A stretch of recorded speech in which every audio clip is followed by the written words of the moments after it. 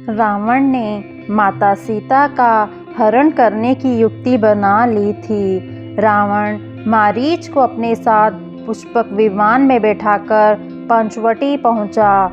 मारीच तरह तरह के रूप बदलने की जादुई शक्ति जानता था। पंचवटी पहुंचकर रावण ने उसे कुछ दूरी से राम की कुटिया दिखाते हुए कहा कि अब वह अपनी योजना को कार्य रूप दे।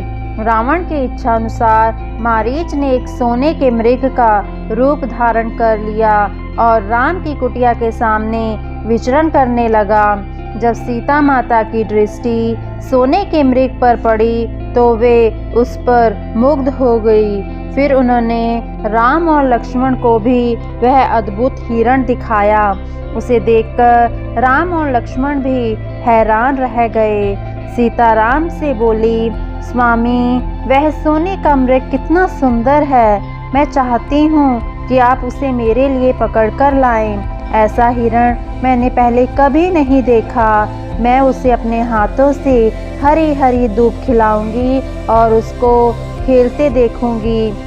राम ने कहा, सीते, इस मृग को विचरण करने दो।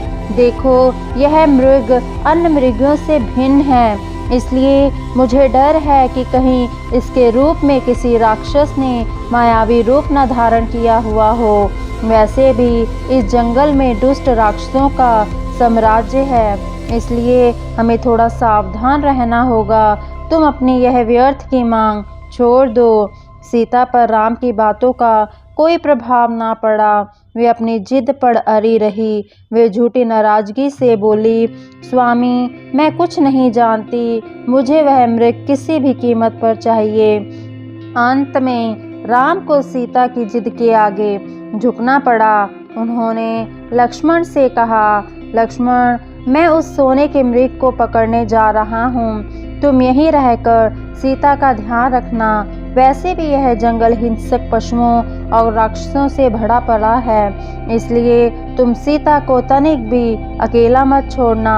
मैं अभी थोड़ी देर में उस मृग को पकड़कर लाता हूँ। लक्ष्मण को सीता की सुरक्षा की जिम्मेदारी सौंपकर राम धनुष बाण लेकर सोने के मृग के पीछे चल पड़े।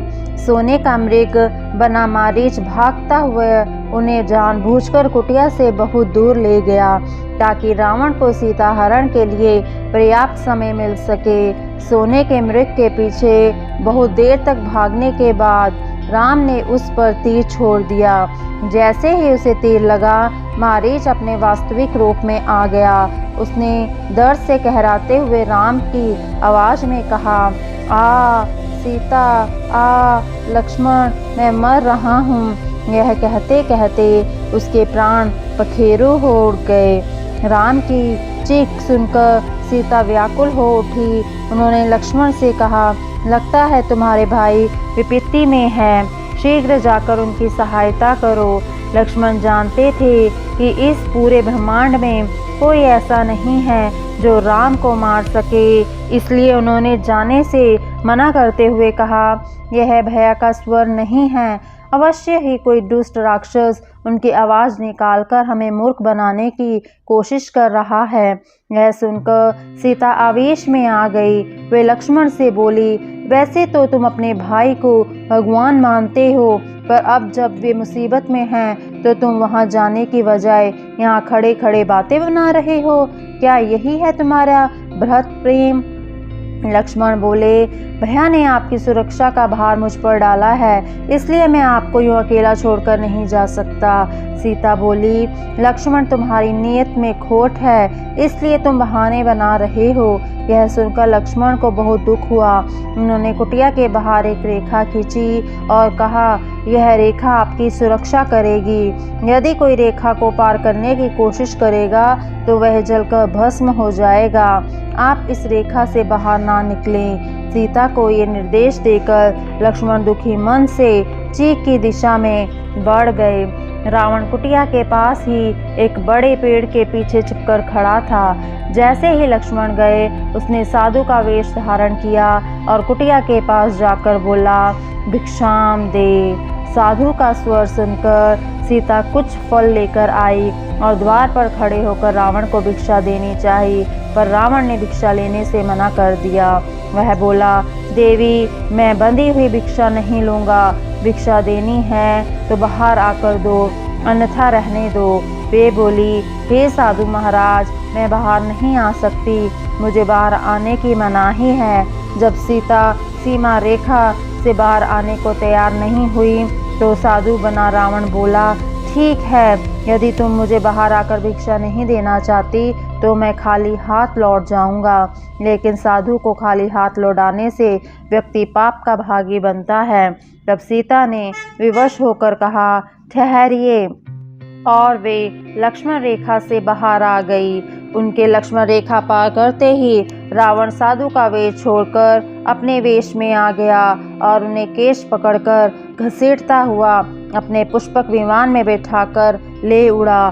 सीता सहायता के लिए जोर जोर से राम और लक्ष्मण को पुकारने लगी। सीता सहायता के लिए निरंतर पुकार रही थी, लेकिन वहाँ कोई नहीं था जो उनकी सहायता करने आता। तभी एक ऊंचे पेड़ की शाखा पर बैठे जटाऊ की नज़र उन पर पड़ी। उसने देखा कि आकाश मार्ग में एक रथ जा रहा है और कोई स्त्री करुण स्वर में सहायता के लिए गुहार लगा रही है। जटाऊ ने तुरंत उसका पीछा किया। उसने देखा कि दुष्ट रावण सीता को जबरन ले जा रहा है। वह उसके ललकारते हुए बोला, रावण, सीता को छोड़ दो, वरना मैं तुझे मार डालूंगा। तुम पर्यायी स्त्री का अपहरण करते हुए लाज नहीं आती?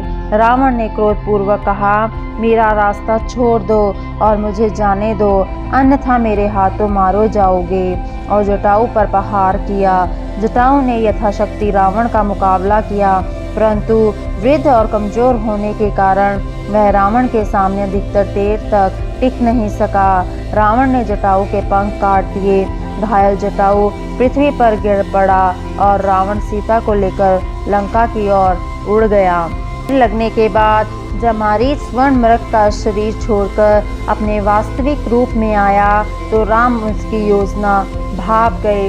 उन्हें चिंता होने लगी कि कहीं लक्ष्मण मारीच की आवाज़ सुनकर भ्रमित न हो जाए और फिर सीता को अकेले छोड़कर उनके पीछे न चले आए। इसलिए वे जल्दी जल्दी कदम बढ़ाते हुए कुटिया की ओर चल पड़े। वे अभी कुछ दूर ही पहुँचे थे कि उन्हें दूसरी ओर से लक्ष्मण आते हुए दिखाई दिए। वे लक्ष्मण पर नाराज होते हुए बोले, तुम सीता को अकेला छोड़कर क्यों चले आए? मैंने तुम्हें निर्देश दिया था कि किसी भी स्थिति में सीता को अकेला मत छोड़ना। मुझे किसी अनिष्ट की आशंका हो रही है। मुझे ऐसा लग रहा है कि सीता कुटिया में नहीं होगी। यदि ऐसा हुआ तो मैं जीवित नहीं रह पाऊंगा। मैं सीता के बिना जी नहीं सकता। तुम्हें उसे कुटिया में अकेला नहीं छोड़ना चाहिए था। राम लगातार बोले ही जा रहे थे और तेज कदमों में चल रहे थे। किसी अनिष्ट की आशंका से लक्ष्मण की आंखों में आंसू झलक आए। वे अपने दोनों हाथ जोड़कर बोले, भैया, मैंने सीता मैया से बार बार कहा था कि चीत्कार का स्वर आपका नहीं हो सकता, लेकिन वे नहीं मानी। उन्होंने जिद करके मुझे आपके पीछे भेजा। आप मेरा विश्वास करें, मैंने जानबूझकर आपकी आज्ञा का उल्लंघन नहीं किया। कुछ समय बाद जब वे दोनों कुटिया में पहुँचे तो सीता को वहां ना पाकर मानो उन पर वज्रपात हो गया। कुटिया के द्वार पर बर्तन और कुछ फल बिखरे हुए थे। राम ने सीता को कई बार पुकारा, पर वहां पर कोई आवाज़ नहीं आई। वे दोनों हैरान परेशान होकर सीता को खोजने लगे। राम ने रास्ते में हर पेड़ पौधे, पशु पक्षी और नदी नालों को संबोधित करते हुए सीता के बारे में पूछा, लेकिन उन्हें सीता का कोई पता ना चला। आखिरकार वे भटकते भटकते उस स्थान पर पहुँचे जहाँ पर जटाऊ अपनी अंतिम सांसें गिन रहा था। राम ने जब जटाऊ को घायल अवस्था में देखा तो उन्होंने दौड़कर उसे उठाया और पूछा, बताइए, आपकी यह दशा किसने की है? जटाऊ बोला, मैं अब तक सिर्फ इसलिए जीवित हूँ कि आपको संदेश दे सकूँ कि लंका का राजा रावण सीता को उठाकर लंका ले गया है। मैंने उसे रोकने की बहुत कोशिश की, पर उसने मेरे पंख काट दिए। मैं बहुत शर्मिंदा हूँ कि मैं सीता की रक्षा नहीं कर सका। इतना कहकर जटायु ने प्राण त्याग दिए। जटायु की मृत्यु पर राम लक्ष्मण भाव विह्वल हो उठे।